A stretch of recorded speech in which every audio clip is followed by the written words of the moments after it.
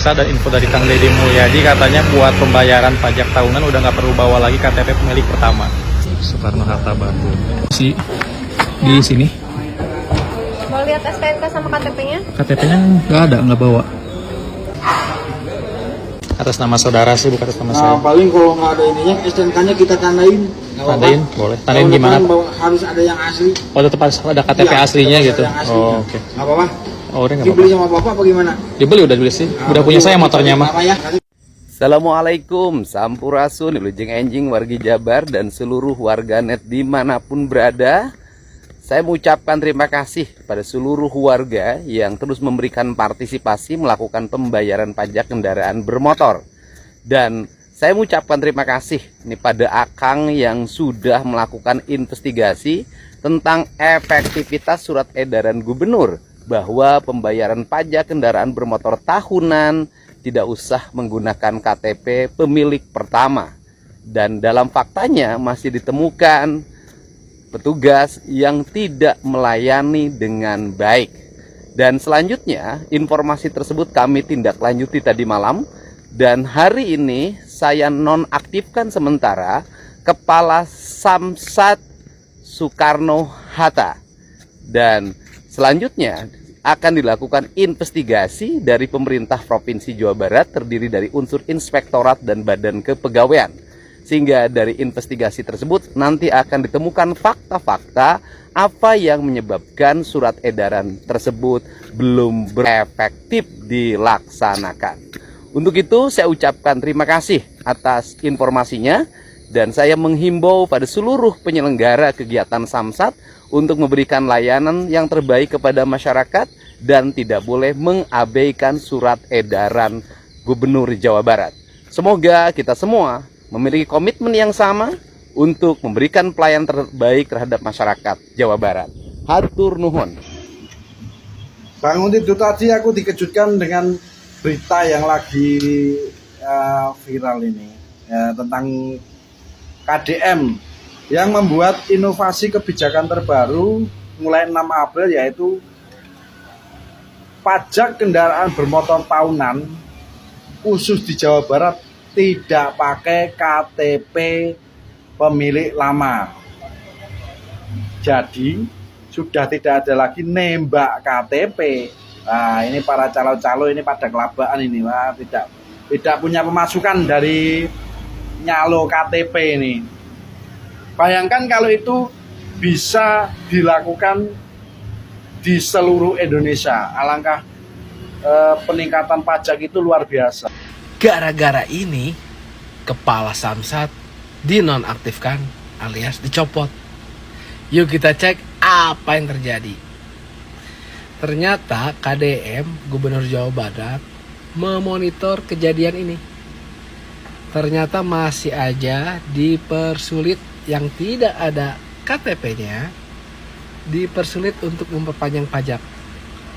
Nah, konsekuensinya langsung cepat dan tegas Kepala Samsat dinonaktifkan.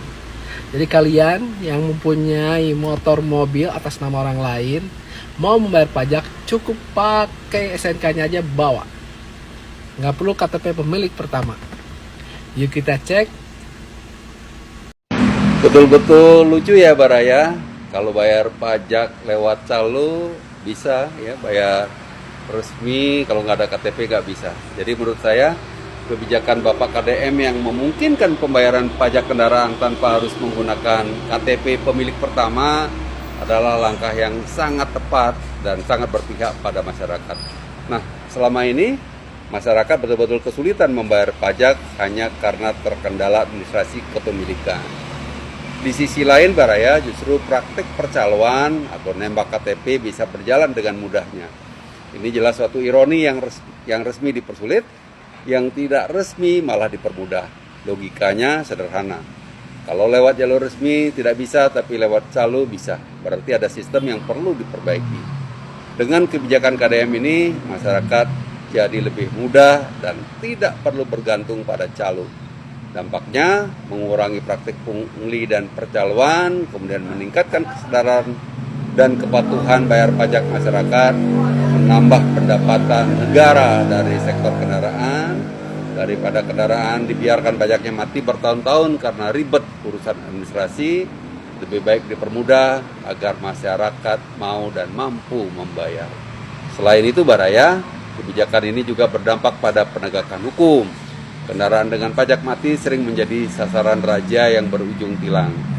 Jika pembayaran dipermudah, maka pelanggaran jadi berkurang. Intinya, permudah akses bayar pajak bukan berarti melanggar aturan, tapi justru memperkuat sistem dan meningkatkan kepatuhan masyarakat. Begitu ya Baraya? Ada kejadian yang benar-benar bikin miris hati. Jadi ada seorang pemilik hajatan atau seorang ayah yang meninggal dunia setelah dikeroyok saat dia lagi ngadain acara pernikahan anaknya sendiri di rumahnya. Awalnya sekelompok orang datang meminta uang jatah, dikasihlah 100.000, tapi mereka balik lagi maksa minta 500.000. Korbannya menolak dan berujung dikeroyok sampai meninggal. Dengan kasus seperti ini ya, ini tuh mencerminkan mentalitas yang bermasalah. Asli, pola pikir kayak gini tuh rendah banget. Datang ke acara orang bukannya bawa doa atau niat baik ya, malah maksa minta uang seolah-olah itu hak mereka. Dan yang lebih parahnya ya, beraninya keroyokan. Sendiri mungkin gak ada nyali ya, tapi giliran rame-rame langsung tuh jadi pemberani. Sumpah ya, itu tuh bukan kuat, itu tuh pengecut. Dan yang paling nyesek ya, ini tuh terjadi di hari yang harusnya jadi momen paling bahagia dalam hidup keluarganya. Pernikahan anaknya berubah jadi duka. Kasus kayak gini gak boleh berhenti cuma jadi berita aja, harus diusut tuntas, pelakunya juga harus dihukum seadil-adilnya. Supaya ini jadi pembelajaran kalau pola pikir dan tindakan kayak gini tuh ada konsekuensinya. Menurut lu gimana nih? Apa sih hukuman yang kira-kira nih setimpal dengan apa yang pelaku perbuat? Tulis komen lu di bawah. Kalian di BBN ya, jadi nggak perlu KTP pemilik pertama. Assalamualaikum Pak, izin menanggapi ya. Apa yang Bapak katakan di VT ini sesuai dengan apa yang dikatakan oleh Bapak Aing, oleh Gubernur Jawa Barat Kang Deddy Mulyadi, bahwa pada saat warga Jawa Barat ingin melakukan mutasi, balik nama, di saat program yang sedang diluncurkan ini tidak butuh KTP pemilik pertama. Percis sama ya Pak. Jadi yang dikatakan Bapak sama yang dikatakan oleh Bapak Aing sarua Pak, sama. Tidak membutuhkan KTP pemilik pertama, bisa diproses, dipermudah.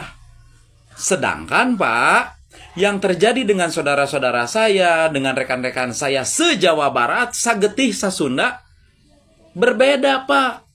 Ya, jadi di VT kali ini saya hanya ingin membantu saudara-saudara saya yang mendapat perlakuan tidak adil. Ya, kenapa tidak adil? Karena alhamdulillah kalau saya mendapatkan perlakuan adil yang dilakukan oleh Samsat Subang. Sekali lagi, kemarin saya mengurus mutasi dan balik nama di Samsat Subang. Saya tidak membawa KTP pemilik pertama plus tidak membawa kwitansi pembelian, tetapi dibantu Pak diproses. Ya, sampai resinya keluar. Itu saya dibantu diproses. Tidak ada tuh yang menanyakan, mana Pak KTP pemilik pertama? Tidak ada. Dari loket pertama sampai loket akhir. Ya, di loket terakhir baru ditanyakan, Pak kwitansi pembeliannya mana? Saya bilang, tidak ada, hilang. Oh gampang Pak, nanti saya bantu. Isi saja para prosedurnya. Oke. Alhamdulillah. Masa yang menuruti perintah gubernur dan juga mengikuti apa yang Bapak katakan di VT ini hanya Samsat Subang? Ya, Samsat yang lain apa kabar? Karena saya sering sekali melihat VT yang isinya komplain. Ya tentunya Samsat yang ada di Jawa Barat. Ya, yang tidak melaksanakan perintah dari Gubernur Jawa Barat, dari Bapak Aing.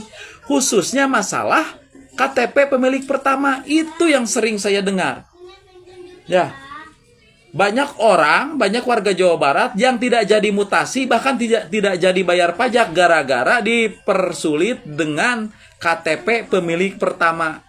Sedangkan sudah ada statement, sudah ada pernyataan dari Gubernur Aing kalau tidak masalah, kalau tidak ada KTP pemilik pertama pun. Tetapi kenapa kalian tidak nurut? Kenapa kalian ngelawan ke Gubernur?